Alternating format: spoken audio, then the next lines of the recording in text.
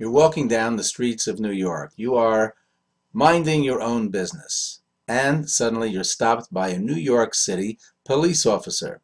He has a few questions for you. And as he asks you the questions, he decides that he wants to frisk you, conduct a search. Obviously, you feel terribly offended and violated. But at the same time, this is a program that has been in place in New York City called Stop, Question, and Frisk, and it's been in here since the mid-90s. Lately, there's been a great stir about this. Why are we stopping so many people when a vast majority of the people are proven to be innocent? There's absolutely no reason for it, especially since the majority of those who are stopped are black and Latino. So there's a great controversy going on in New York City about whether this is worthwhile. It's really fascinating because the Torah, the Talmud tells us that there is such a concept called chashdehu. Chashdehu means basically that you should be suspicious of people, which means if you lend somebody money and there are no witnesses and there is no contract and you're just going to trust them to pay it back, that's usually a bad idea. Oh, he's so trustworthy. I can have full confidence that I'm getting my money back. You better not do that. You should be suspicious. You should be careful in who you trust. And I would say similarly that that's what's happening in New York City. Last year alone, nearly 700,000 people were stopped in the street, not because of probable cause, but because of what they call reasonable suspicion.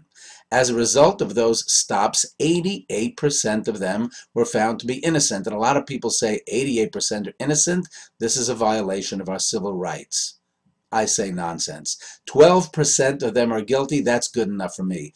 They have 12% of the people what they found drugs or weapons on, and in the last 15 years or so, the crime rate in New York City, violent crime, has dropped by nearly 80%.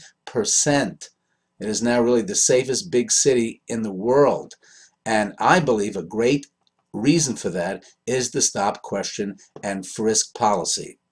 Yes, a lot of people are getting stopped. Most people are innocent. That's true. But last year alone, it got 800 guns off the street. That saves a lot of lives, especially, by the way, black and Hispanic people, of which over 90% of them are usually the victims of violent crime. So, yeah, it's a little bit offensive. It's a little bit intrusive. It's a little bit invasive.